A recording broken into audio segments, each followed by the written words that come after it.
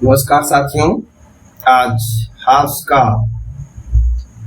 के बारे में आज मैं दूसरे पार्ट पर बात करूंगा। हमने पहले वीडियो में बात कर ली थी कि हाफ्स की प्राकृतिक अवस्था कैसी थी। आज हम बात करेंगे हाफ्स के समय में हाफ्स की प्राकृतिक अवस्था में प्राकृतिक विधि क्या था। मानव विवेक या बुद्धि का नियम ही प्राकृतिक विधि। उस समय प्राकृतिक अवस्था में मानव विवेक या बुद्धि का नियम ही प्राकृतिक विधि था। और हाफ्स ने 19 प्रकार की प्राकृतिक विधियों के बारे में बात की है। उसने मानव विवेक या बुद्धि के नियम को ही प्रकृति का नियम माना है।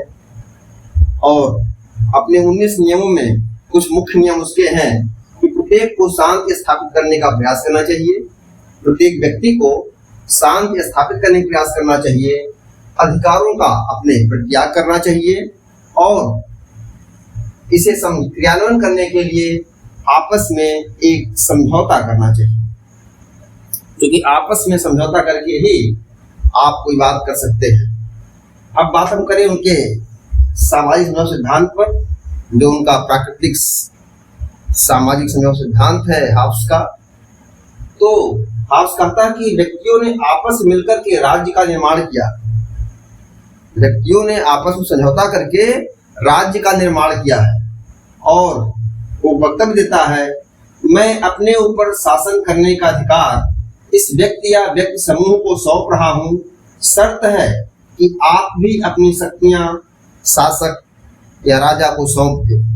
मतलब हम तो अपने अधिकार सौंप ही रहे हैं, सामने वाले से कहता तुम भी अपने अधिकार इस व्यक्ति या व्यक्ति समूह को सौंप दो, जिससे हमारा आत्म संरक्षण यानी जीवन की रक्षा हो सके।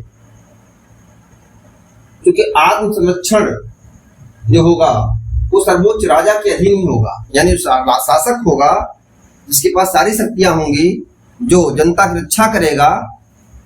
और वो राजा सर्वोच्च होगा, निरंकुश भी होगा। राजा समझौते का परिणाम है, उसका भाग नहीं है। यानी राजा समझौते में शामिल नहीं है, समझौते का भाग नहीं है, बल्कि समझौते का परिणाम है। इसलिए उस पर कोई मर्यादा नहीं हो पाती। समझौते का मूल आधार क्या है? बुद्धि, शक्ति और उपयोगिता। बुद्धि, शक्ति और उपयोगिता, यानी अपनी बुद्धि से, अपनी शक्ति से अपने लिए आदमी अच्छे जीवन का निर्माण कर सके। राज्य ठोस विवेक का परिणाम है। राज्य ठोस विवेक का परिणाम है, यानी तर्क सहित बातें हैं, रीजन है उसका। एक ही समझौते से राज्य, समाज व सरकार का निर्माण हो रहा है। हाफ्स के यहाँ एक ही समझौते से राज्य, समाज और सरकार का निर्माण होता है। समझौते के बाद व्यक्तियों के पास अधिकार नहीं है। बड़ी विशेषता है, समझौते के बाद व्यक्तियों के पास अधिकार नहीं है, उनके कर्तव्य हैं लेकिन। और समझौता अगर भंग हो जाएगा तो लोग पुनः प्राकृतिक अवस्था में पहुंच जाएंगे। और प्राकृतिक अवस्था कैसी है? दीनहीन, एकाकी, घृणित, कायर, हर तरह की बात है। मतलब उसमें फिर कोई रक्षा करने वाली बात नहीं है। यहाँ कम से कम आत्म संरक्षण की बात तो है हाफ्स के समझौते में। अब बात कर लें जो हाफ्स का शासक होगा समझौते का, उसके पास शक्तियां कैसी होंगी, यानी उसका संप्रभुता का विचार है कैसा है। हाफ्स कहता है कि वैधानिक संप्रभुता होनी चाहिए। संप्रभुता, चूंकि इंग्लैंड में जो गृह युद्ध का माहौल है, इसलिए वो चाहता है कि राजा के पास सर्वोच्च अधिकार हो, इसलिए उसने वैधानिक संप्रभुता की बात की है। यह सर्वोच्च होगा। जो संप्रभु शासक हो कैसा होगा, यानी हाफ्स के संप्रभु की विशेषताएं क्या क्या होंगी? सर्वोच्च होगा, सबसे बड़ा राज्य में, शक्तिशाली होगा, उसके पास असीमित अधिकार होंगे और ये अधिकार किसी को दे नहीं, अर्थात अदेय होंगे। अविभाज्य होगी संप्रभुता, संप्रभुता अविभाज्य होगी, निरंकुश होगी। यानी जो हाफ्स के संप्रभुता की विशेषताएं हैं वो सर्वोच्च है, शक्तिशाली है, असीमित है, अदेय है, अविभाज्य है और निरंकुश है। यानी संपूर्ण संप्रभुता है, सभी प्रतिबंधों से मुक्त है। संप्रभु सभी प्रतिबंधों से मुक्त है और चर्च भी राज्य के अधीन है। जो उस समय तक चर्च का एक हस्तक्षेप होता था राज दरबारों में, और मध्यकाल में तो चर्च के अधीन ही राजा होता था, लेकिन हाब्स ने चर्च को भी राज्य के अधीन कर दिया है। हाब्स का जो संप्रभु है वो पूर्ण सत्तावादी है और संप्रभु का आदेश ही विधि है। हाब्स कहता है कि संप्रभु का आदेश ही विधि है। इस बात को ऑस्टिन और स्पष्ट कहता है। जबकि जो बोधा का संप्रभु है उस पर प्राकृतिक नियम और ईश्वरीय कानून का प्रतिबंध है। हाब्स ने इन सारे प्रतिबंधों से अपने संप्रभु को, अपने शासक को मुक्त कर दिया है। सेबाइन एक बात और बताता है कि राज्य, सरकार व समाज के मध्य कोई विभाजन नहीं। हाब्स के समझौते के द्वारा जो राज्य निर्माण हो रहा है उसके कॉन्सेप्ट में राज्य, सरकार व समाज के मध्य कोई विभाजन नहीं है, यानी जो उसका अणुवादी सिद्धांत है, ठोस है, सब एक साथ मिले हुए हैं, कोई डिफरेंस नहीं है। लेकिन बड़ी बात क्या है कि जो सहमति का सिद्धांत है उसका, जो हाब्स का सहमति का सिद्धांत है जिसे हैकर ने कहा है, वो बड़ी बात है। और हाब्स ने सहमति का सिद्धांत देकर के उदारवाद की आधारशिला रखता है। और सेबाइन इसलिए कहता है उसको कि हाब्स की संप्रभुता काल्पनिक निगम के समान है।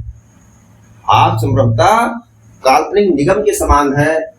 हाब्स कहता है विधि का मौन रहना ही स्वतंत्रता है, यानी व्यक्ति वहीं तो स्वतंत्र है जहां तक विधि मौन है, विधि चुप है, यानी कानून के चुप रहने में ही व्यक्ति की स्वतंत्रता है। ये स्टेटमेंट अक्सर पूछ लेता है परीक्षाओं में। हमारे सारे तथ्य बड़े इंपॉर्टेंट हैं और सभी लाइनों से सवाल बनते हैं। तो सेबाइन ने क्या कहा कि हाब्स संप्रभुता काल्पनिक निगम है। हाब्स कहता है विधि का मौन रहना ही स्वतंत्रता है, यानी कानून के चुप रहने में ही व्यक्ति की स्वतंत्रता है। वाहन कहता है हाब्स के बारे में एक तरफ निरंकुशतावाद है उसके समझौते में, दूसरी तरफ अराजकतावाद है। यानी समझौता अगर हो जाएगा तो राजा को निरंकुश अधिकार हो जाएंगे, शासक को, और अगर समझौता नहीं होता है तो समाज में जो अराजकता की स्थिति बनी हुई है वो अच्छी नहीं होगी। हाब्स के चिंतन में उदारवाद का दार्शनिक आधार है, ये बड़ी बात है। क्यों? क्योंकि सहमति का वहां सिद्धांत है। जो हैकर स्पष्ट कहता है कि हाब्स के चिंतन में जो बड़ी बात है वो सहमति का आधार है, यानी सत्ता का जो निर्माण होगा वो जनता की सहमति से होगा और उदारवाद का मूल दार्शनिक आधार यही है। इसलिए हाब्स व्यक्तिवादी भी है। क्लेरेंडन जो हाब्स का आलोचक है उसने हाब्स की रचना लेवियाथन, जिसे 1651 में लिखा था हाब्स ने, उसे जला दिया था। कहा कि इसमें राजद्रोह की इतनी ज्यादा बातें हैं जिसको जला देने में ही भलाई है। हाब्स की रचनाएं जो हैं डी सिबे, डी कारपोरे, डी हुमायूं, और उसकी पहली रचना है elements of law, natural and politic. तो हाब्स उदारवादी चिंतक का अगुआ है कह सकते हैं। आज हमने उसके बारे में बात की और हाब्स बहुत सारे सवाल बनते हैं, हम बाद में बात करेंगे। आज आप हाब्स को यहाँ तक जान लिया। आपको अगर वीडियोज लेक्चर हमारे अच्छे लगते हो तो आप मीडिया गुरु को लाइक करें, सब्सक्राइब करें और शेयर करें। नमस्कार।